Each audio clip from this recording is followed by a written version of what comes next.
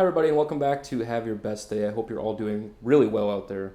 Today, I want to talk about vulnerability. So, if that's something that interests you, you want to talk about your emotions and how to regulate them and who to share them with, then stick around.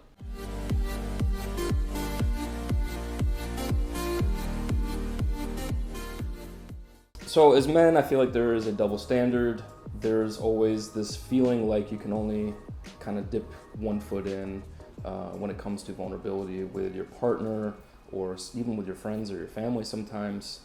That you kind of have to be shown or depicted as, this stoic character in your story. And that's simply just not true. I feel like there are situations where we can go overboard and we're leading by emotion, which isn't always a good thing. But as humans, we're emotional creatures, and to be able to show that vulnerability is actually a very beautiful thing. So, I'm an Aquarius. I was born on Valentine's Day. I am definitely an emotional person for sure. I was raised by a single mom.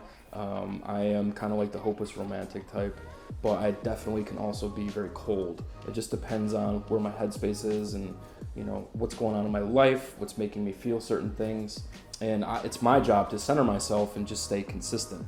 Typically speaking, I really don't open up too much to people that I feel like are fickle or are going to take advantage of me or are not going to respect me and my emotions or are going to completely just disregard them altogether. I mean, you can communicate things so much and then have things just go nowhere, right?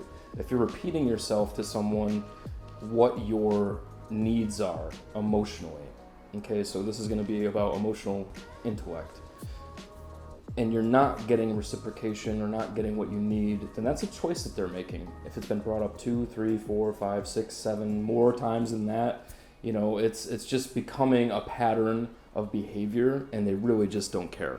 So how do we differentiate someone that may just have a difficult time understanding your emotions and your needs versus you blatantly communicating, hey, that really makes me feel a certain way about this traumatic thing that happened in my life and I'm really trying to work through that myself and that's my issue, but could you please take that into account when such and such happens?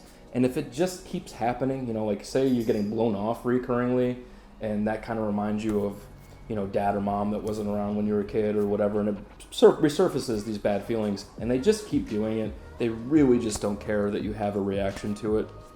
So with all that being said, choose wisely who you're vulnerable with, choose wisely who you show those emotions to.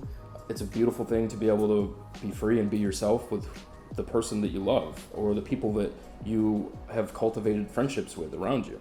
So choose wisely, pick your people wisely, keep your circle small and tight and concise with what your expectations are and what your goals are and just all those wonderful things about who you are as a human being. They need to match and you kind of have to move together like this. It can't constantly be, I'm down here and they're up here, or they're up, I'm up here and they're down here, that sort of thing. So with all that being said, I hope you all are having a wonderful day. Have your best day, and I will talk to you all soon.